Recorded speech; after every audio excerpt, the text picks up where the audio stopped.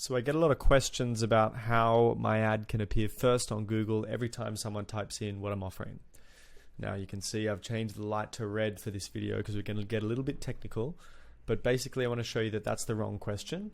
Now in order to understand why that's the wrong question, you do need to understand that there are three stakeholders in Google's business model. Right? We've got Google, the users, and the advertisers. Google wants to make as much money as possible. Okay, we all know that. The advertisers also do, using Google. So the advertisers, these guys, are trying to show as much content as they can to the users. But the users are coming to Google not to see ads, but to search for what they're looking for and to find what they're looking for. So Google has to play this juggling act between showing users what they want and what they already know they want and what they're looking for, and giving advertisers the chance to win over new customers. And in order to do that, Google has to make sure that the ads that it lets these guys show them are actually very relevant to what they're offering. Because imagine if Google just let any old advertiser show anything to anyone at any time, it wouldn't be a great experience for the user. So they probably wouldn't come back to Google next time. They'd go somewhere like Bing, or I really can't name many other search engines because Google is the biggest by far.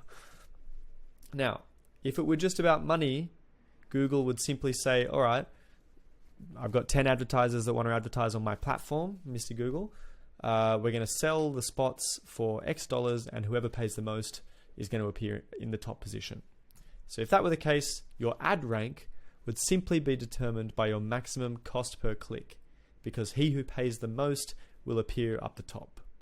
Now, it's not as simple as that, because this is completely ignoring the users in our triangle here, right? As I've said, so this would mean potentially irrelevant ads shown to users with only the richest companies dominating the results page.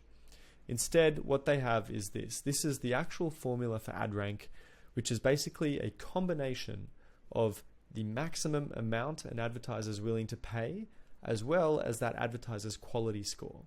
And this, as I mentioned in one of the earlier sessions, this is like Google's secret sauce. This quality score is their secret sauce. It's something that no one really knows the exact answer about as to what determines the quality score, but we have a good enough idea in order to be able to understand how to ensure we can appear as high up as possible.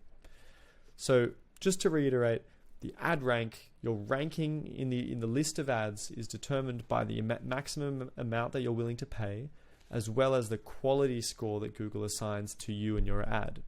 So the quality score really is just an indication of how good, how relevant is your ad, as well as your brand and your website, your entire experience, the package of the experience that you're offering for that user. And if it's really high up, if I'm looking for cola and your name is Coca-Cola, Google has ways of determining that you're an extremely relevant brand for what I'm looking for. It's going to assign you a high quality score. There are a few things that we know for sure go into quality score: the expected click-through rate, the relevance of your ad based on the search terms, based on what the user has searched in, the keywords that you've targeted, and the content of your ad, as well as the landing page experience. So Google even knows when someone goes onto your website and leaves immediately. That would be a bad indication of how good your website is, or how quickly it loads, or how responsive it is to a mobile phone or a tablet versus, a desktop. So not even when I was at Google did I know the full extent of the quality score as far as every different parameter that goes into it.